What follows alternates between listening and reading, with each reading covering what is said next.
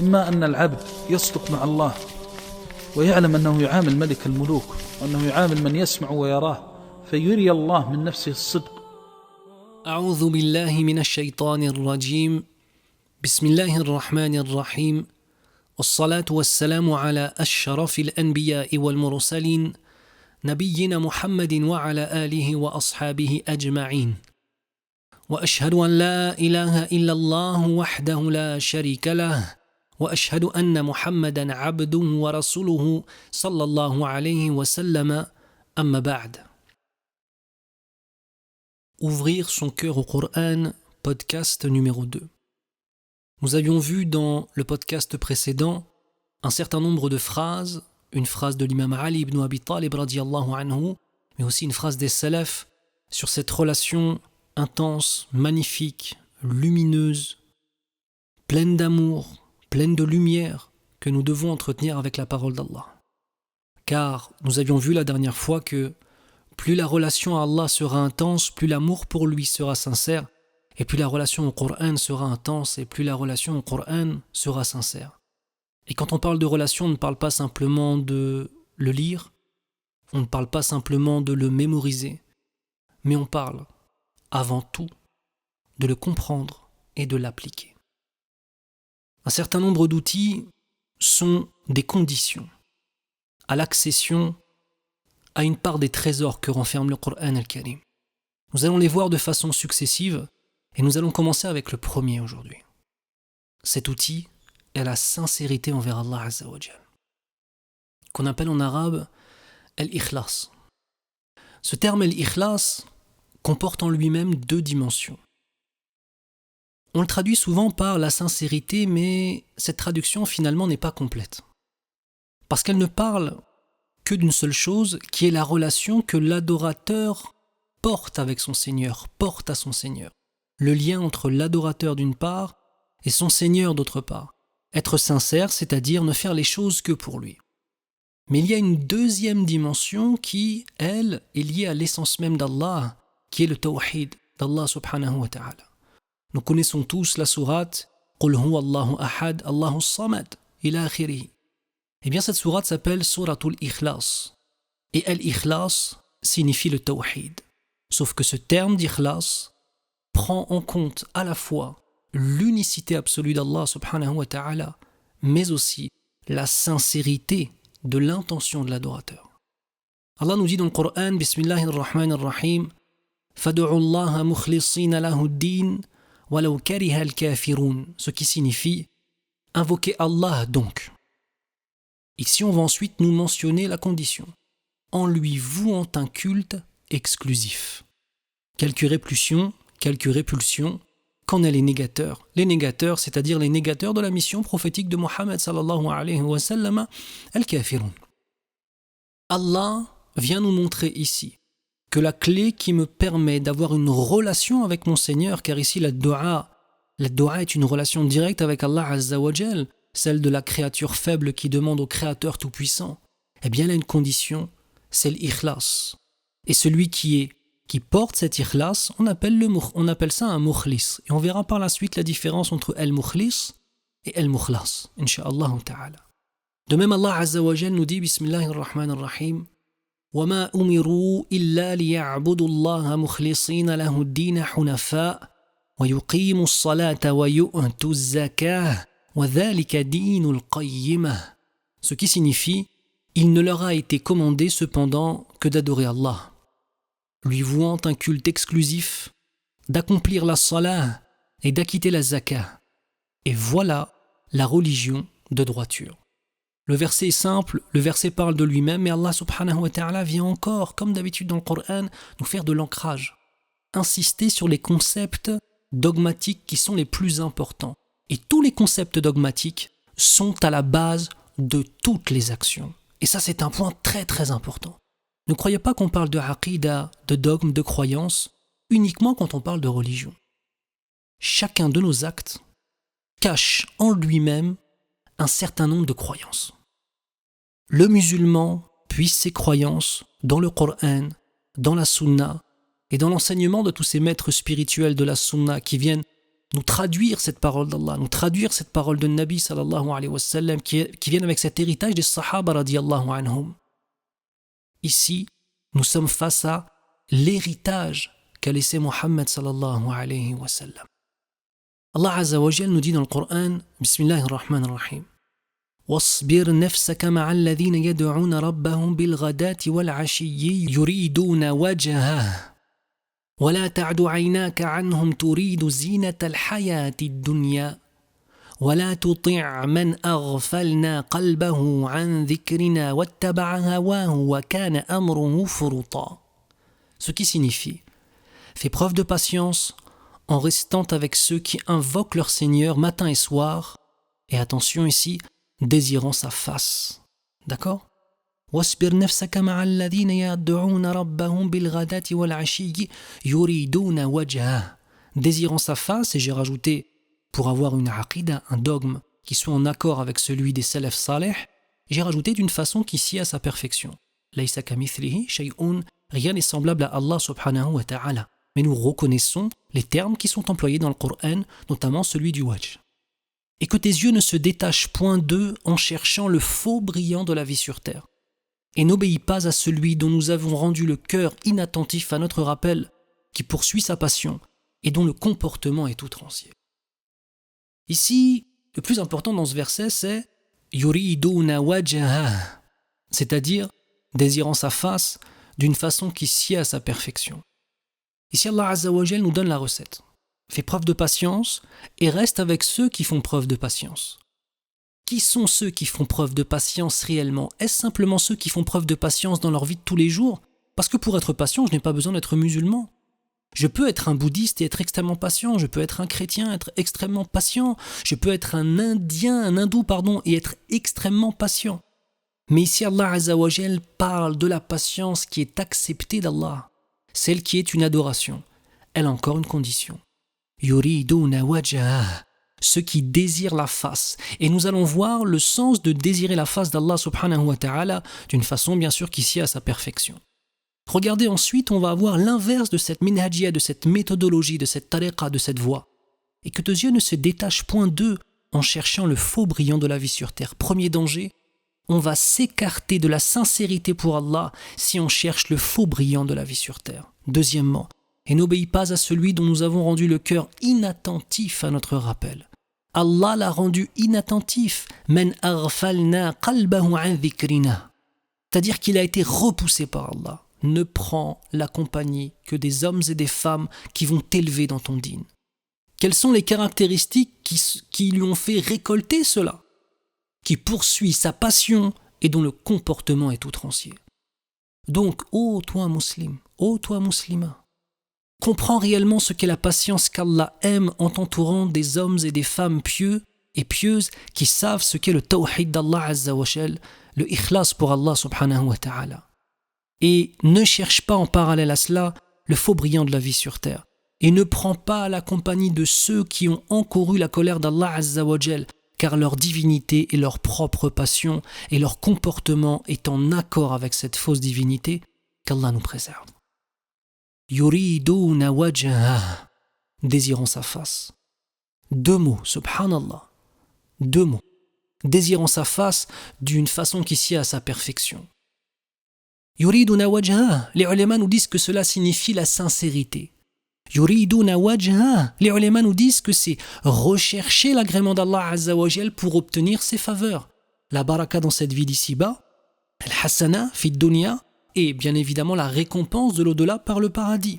Et tout ceci est illustré par le verset où Allah Azza wa Jal nous dit Rabbana atina fi dunya hasana wa fil akhirati hasana wa qina adhaban nar. Ô notre Seigneur, donne-nous dans cette vie d'ici-bas le meilleur. Et ici, hasana n'est pas défini par alif lam. Il est indéfini, et c'est exprès, parce qu'on sait que c'est Allah qui sait ce qui est le bon dans cette vie d'ici-bas. Donc on demande à Allah de nous donner le meilleur, sans alif lam, sous-entendu, et c'est toi seul qui sais ce qui est le meilleur pour moi. Alors donne-moi ce que tu sais être le meilleur pour moi. Wa fil akhirati hasana. Et dans l'au-delà le meilleur. Eh bien de toute façon, je n'ai pas vu le paradis, et rien n'est comme cette dunya au paradis. Ce ne sont simplement les noms, ce ne sont que les noms qui sont communs. Mais la nature des choses est complètement différente. Waqina adhab an-nar. Et avant toute chose, Ya Rabbal Alamin, préserve-moi de l'enfer. Vous voyez, chaque verset est porteur de dogme. Al-Qur'an kulluhu tawhid. Tout le Qur'an n'est qu'unicité absolue d'Allah Azza wa Jal. Yuriduna wajha signifie aussi ils n'adorent qu'Allah. Yuriduna wajha signifie aussi ils n'attendent rien des gens en retour de ce qu'ils font. La nuridu minkum jaza'an wala shukura. Nous n'attendons de vous ni récompense ni même remerciement. Pourquoi ? Parce qu'on a fait les choses pour Allah Azza wa Jal. Allah subhanahu wa ta'ala nous dit dans le Coran, Bismillahir Rahmanir Rahim, Innahu min ibadina al-mukhlasin, ce qui signifie, il fait certes partie de nos adorateurs, les mukhlasin. Alors, très important. La différence entre d'une part al-mukhlis et d'autre part al-mukhlas. Ceux et celles qui ne parlent pas l'arabe, ce n'est pas grave. Écoutez bien, mukhlis et mukhlas. Mukhlis, c'est ce qu'on appelle un ism fa'il, c'est-à-dire c'est celui qui fait l'action de al-ikhlas. Mukhlas, c'est un ism maf'oul, c'est-à-dire celui qui a reçu l'ikhlas. Donc les ulémas sont sur deux paroles différentes. La première nous dit que le mukhlis et le mukhlas sont différents. Ce n'est pas la même catégorie. Le mukhlis, le ism fa'il, celui qui fait l'action, c'est celui qui tente d'épurer sa croyance et ses actes. Ça veut dire qu'il n'est pas encore arrivé à ce degré ultime, mais il est sur la voie. Le mukhlas, c'est celui qui a reçu cette pureté de cœur et d'âme. Il est arrivé au bout du chemin et Allah Azza wa Jal lui a donné. C'est fondamental. Mes frères, mes sœurs, cela nous rappelle qu'Allah Azza wa Jal khaliqu kulli shay. Comme le dit Allah Azza wa Jal lui-même dans le Coran, ce qui signifie qu'il est le créateur de toutes choses. Allah crée nos intentions. Allah crée nos actes. Allah nous récompense pour nos actes, alors que c'est lui qui a créé ses volontés et nous a donné le tawfiq, c'est-à-dire la réussite pour réussir à les transformer en actes. Allahu Akbar. Il nous inspire les bonnes actions. Il nous écrit ces bonnes actions. Il nous met la réussite dans ces bonnes actions. Il fait en sorte qu'on les présente au jour du jugement. Il les accepte, Inch'Allah, et il nous récompense pour celles-ci. Allah Azza wa Jal est au début, au milieu et à la fin de tout, subhanahu wa ta'ala. La deuxième version vis-à-vis de la différence entre mukhlis et mukhlas, c'est dire qu'au final, c'est la même chose. Et regardez comment ils expliquent cela. Ils nous disent, Allah nous donne sa réussite pour être mukhlis. Et donc tout mukhlis est forcément mukhlas. Ouh là là, Oustaz Younous, il est allé trop vite, on va revenir en arrière, on va expliquer. En fait, on part du principe suivant. Et ça rejoint ce que je vous ai dit juste avant. Qui nous donne la capacité à être sincère, Inch'Allah, à chercher cette sincérité, à épurer cette sincérité dans notre croyance, et nos actes? Eh bien, c'est Allah. Donc en fait, Allah Azza wa Jal, dès le début, a mis en nous cette réussite pour réussir à, Inch'Allah, être sincère avec lui. Donc, on a reçu cela de la part d'Allah. Et ils te disent donc qu'en vérité, on est mukhlas, et la conséquence d'être un mukhlas, d'avoir reçu cette bénédiction d'Allah, de mettre en nous cette volonté d'être sincère avec lui, eh bien, donne naissance au fait d'être mukhlis. C'était un peu compliqué, mais j'espère, Inch'Allah, que vous avez pu suivre.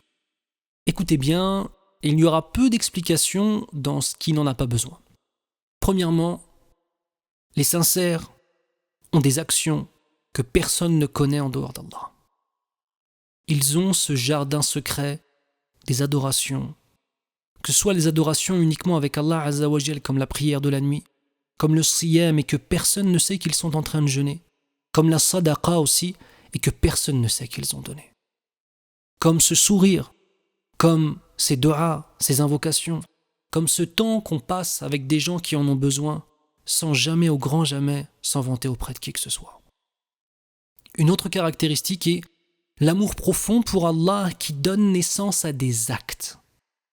Celui qui dit qu'il aime Allah, mais laisse les piliers d'islam, excusez-moi de vous dire cela, mais il se ment ou elle se ment à lui-même. L'amour profond pour Allah donne naissance à des actes. Que diriez-vous d'un homme qui dit et qui clame très haut et très fort qu'il aime sa femme et ses enfants, mais ne paye pas de loyer, les laisse vivre dans la rue, ne les nourrit pas et les maltraite? Vous diriez que ces paroles n'ont pas de valeur parce que ces actes disent le contraire. Qu'Allah fasse de nous des hommes et des femmes qui ont des actes qui correspondent à leurs paroles et qu'Allah nous accorde les plus belles des paroles, Ya Rabbal Alamin.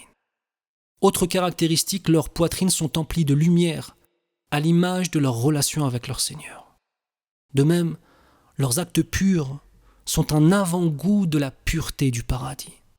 Leurs actes purs sont un avant-goût de la pureté du paradis. De même, ils sentent que les versets menaçants de l'enfer leur sont adressés. Et ils pensent que les versets du paradis sont une promesse pour les pieux, auxquels ils sont sûrs de ne pas appartenir. Celui ou celle qui se sent pieux, à l'abri de l'enfer, et qui a ce sentiment qu'il va aller au paradis, c'est bon, Akhil Karim, je fais plein de choses, je suis quelqu'un de droit, je suis quelqu'un de bien. Bien qu'il sache que sa sincérité a un profond problème. Comment le savons-nous? Notamment, les Sahaba radiyallahu anhum avaient très peur de l'enfer, et lorsque le paradis leur était mentionné, ils pensaient toujours que ces versets-là concernaient les autres. Ils étaient dans un espoir en se disant, vous savez, on a l'imam Omar ibn Khattab radiyallahu anhu qui, à force de pleurer, a eu les joues creusées par le sel de ses larmes. Nous avons eu l'imam Omar ibn Khattab radiyallahu anhu qui, lorsque la liste des hypocrites est descendue à Médine, il est parti supplier le sahabi qui avait le dépôt de cette liste de lui dire si son nom était sur la liste. Nous avons une parole de l'imam Abu Bakr Siddiq radiyallahu anhu qui nous dit dans le sens « J'aimerais tellement être un simple poil sur la barbe d'un croyant qui rentre au paradis. » Ils sentent que les versets menaçants de l'enfer leur sont adressés. Ils pensent que les versets du paradis sont une promesse pour les pieux, auxquels ils sont sûrs de ne pas appartenir. De même, les cœurs des créatures sincères penchent vers eux en raison de l'amour qu'Allah leur porte. De même, le diable est impuissant contre eux. De même, ils suivent la vérité, quel qu'en soit le prix.